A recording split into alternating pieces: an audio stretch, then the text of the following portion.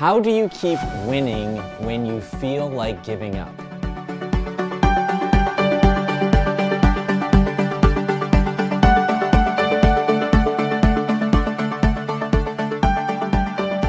I'm passionate about people achieving their goals, and here's why. Psychologists now believe that the happiest people on earth are those that see progress toward their goal. Think about that. That means that the most unhappy people in the world are those that get their goals blocked, those who never achieve their goals. So the question is, how do we achieve goals? Well, first of all, we need to frame a goal with the right understanding. You see, most people think that the goal of a goal is just to achieve it. In other words, once I achieve my goal, I've won. I've accomplished my task. That's a mistake. The purpose of a goal is never the goal itself. It's the person you become in the process. Let's use an example for a moment. Michael Phelps. Michael Phelps wanted to get gold medals like most Olympians. But if he merely would have said, my goal is only to get the gold medal, it would be empty. And in fact, he probably would have missed most gold medals. Because let's face it, you can't control a gold medal. But here's what you can control: who you're becoming in the process. This is what Michael Phelps did. In fact, if you're a fan of Disney, you'll understand this. You see, Disney used to have as their motto, the happiest place on earth. Guess what? They changed it to the place where dreams come true. So which is it? Is Disney the happiest place on earth, or the place where dreams come true? Here's the crazy thing. It's both. In other words, the happiest people on planet Earth are those that achieve their dreams. And so if you and I want to feel true fulfillment in life, if we want true happiness, we need to be people who are able to get this goal achievement thing figured out. So today I'm going to share with you a process how you can achieve your goals. It's called growth-minded grit, and it has everything to do with how to keep winning when you feel like giving up. Most people feel like giving up. In fact, I'll tell you this, everyone feels like giving up. Think about it. When you're in an endurance race, when you're writing a book, when you're doing anything that's big and impossible and something that stretches you, it's called a stretch goal. In other words, you're here, who you need to become is here, and there's this stretch that needs to happen. And guess what? You have this point where you want to quit. You have this emotion, this feeling where you say, you know what, it's too tough. It's easier to walk away from my goal. And you know what? It is. It is easier to walk away. So how do people tap into this thing called growth-minded grit? This happened in my own life. I got invited to do the Tour de France. Now, you might be looking at me and saying, come on, dude. Not the real Tour de France, but one with my buddies on exercise bikes. And you might tend to laugh, but hang on a second. Let me tell you how tough it really was. It was riding an exercise bike for many, many miles for 21 days straight. Think about that. 21 days. In fact, the real Tour de France is just like it. In fact, we mimicked it. When they raced, we raced. Now, of course, we were going a lot slower, and that's besides the point. But here's what I want to tell you.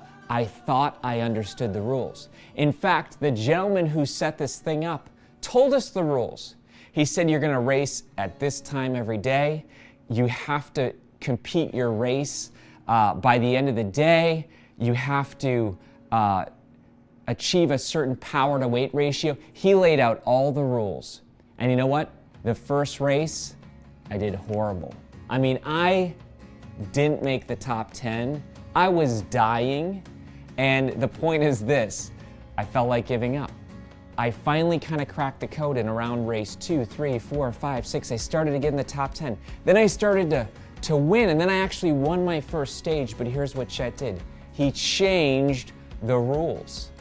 And I'll tell you what, he started changing the rules so much that I actually started to get angry. Have you ever had that happen? I bet you have. You think about the last few years here, the pandemic, these scary times have changed the rules of the game. You might have thought, you know what, I have my plans in front of me. I'm gonna graduate high school. Or you know what, I know people that said they're gonna get married in the summer of 2020. Guess what? Life changed the rules. So what happens when life changes the rules? What happens when you wake up and you think that you have a job and all of a sudden by the end of the day you don't have a job? I mean, all throughout life we can literally find proof for why life is not fair. And if we become people like that, just like me in the race where I began to say to Chet, you know what, I don't like Chet anymore. In fact, I'm angry at Chet. Why? Because the rules kept changing. Well, here's what I want to tell you. The rules will always change. If you and I get locked into life being fair, we will never have growth-minded grit. In fact, we will go through life where we believe life owes us something. We're entitled. The point is this, folks, life doesn't owe you anything and it doesn't owe me anything. So why can some people walk through life with this perseverance, this warrior spirit, where it seems like life throws all these things at them and they keep persevering? Just the other day I watched a video where a gentleman without legs crawled into an exercise club like this, and he said, I don't have to work out today, I get to work out today. You and I are going to be one of two people in life. We're going to either be victims or victors. And I want to share with you the difference. Victims say the world happens to me. Victims lie in what we call bed. Blame, excuses, and denial. And folks, I've been there before, maybe you have too. In fact, if you would have met me a few years ago, probably about a decade ago, and you would have said, hey Kary, how's life going? How are your dreams going? How are your goals going? What I would have done is sat down and said, let me tell you about all the things in my life that aren't working.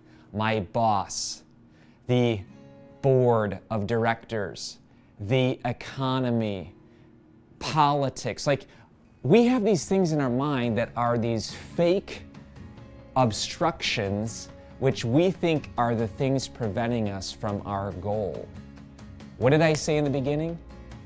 The purpose of a goal is not achieving the goal, it's the person you become in the process. It's the person you become when you become worthy of achieving the goal.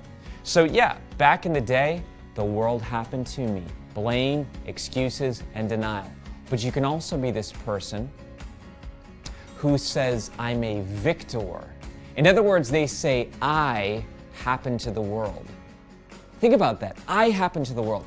Think about a Super Bowl situation where the starting quarterback gets injured. Now, the backup quarterback, if he's a victim, he's saying, don't put me in, coach. I can't affect the outcome. I can't affect the results. In fact, the game's gonna happen to me. That person is living from a victim mindset. Like, oh, why did this guy get injured?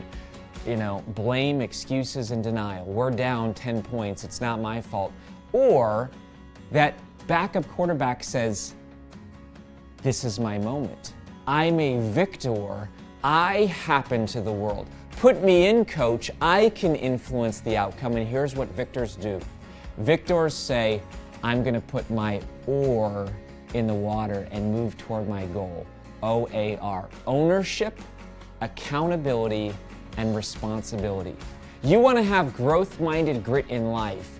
You need to take ownership, accountability, and responsibility of your life. And that's what began to change in my life. That's when I began to see results. Here's a very personal story. You see, I believed that God wanted me to write books. God wanted me to do this full time.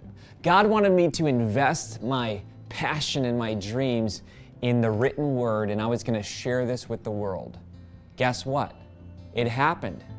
Only it didn't happen. Here's what I mean. That first book got released in 2004. I'll never forget when I got my first book contract in 2003. I was so excited. I wrote that first book. Guess what? Crickets.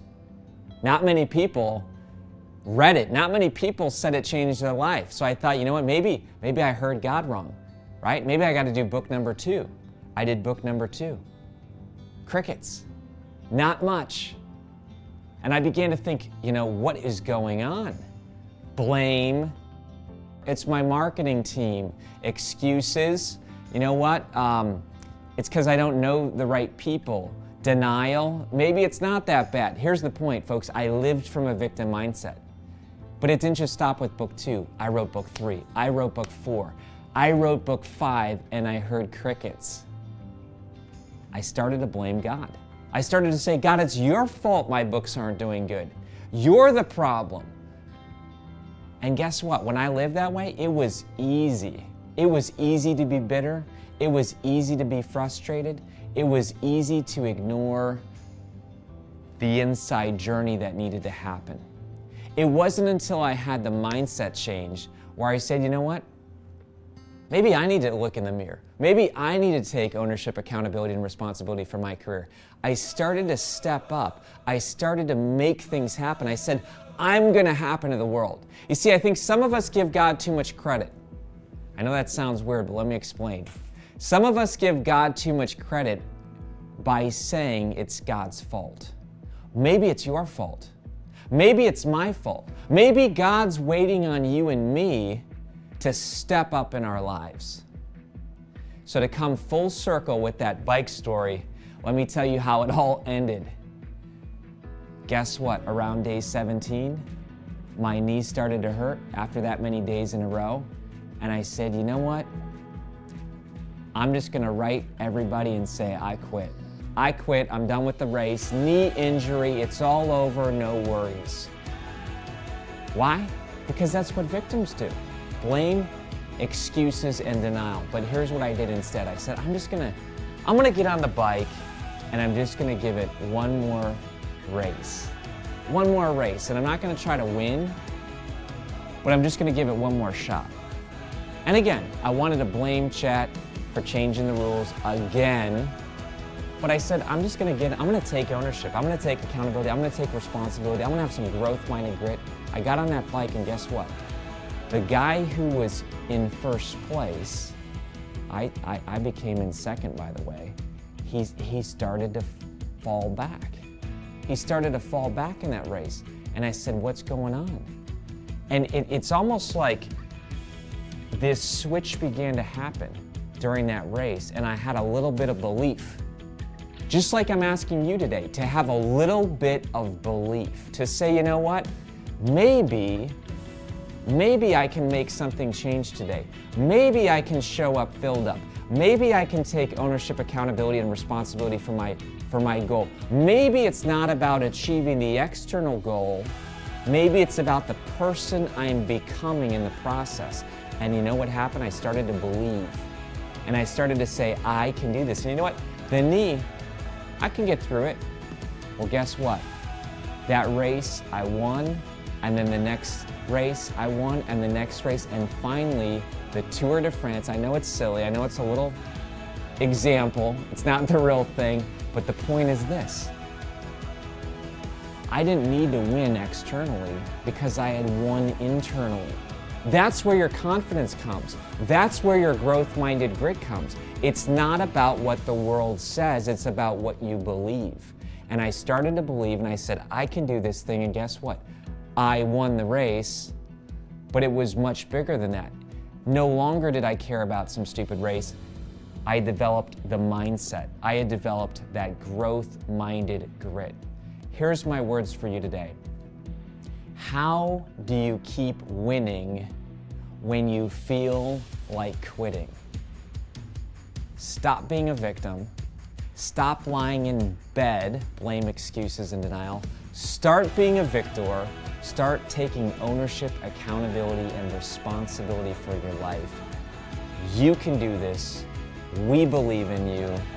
Play the internal game instead of the external game.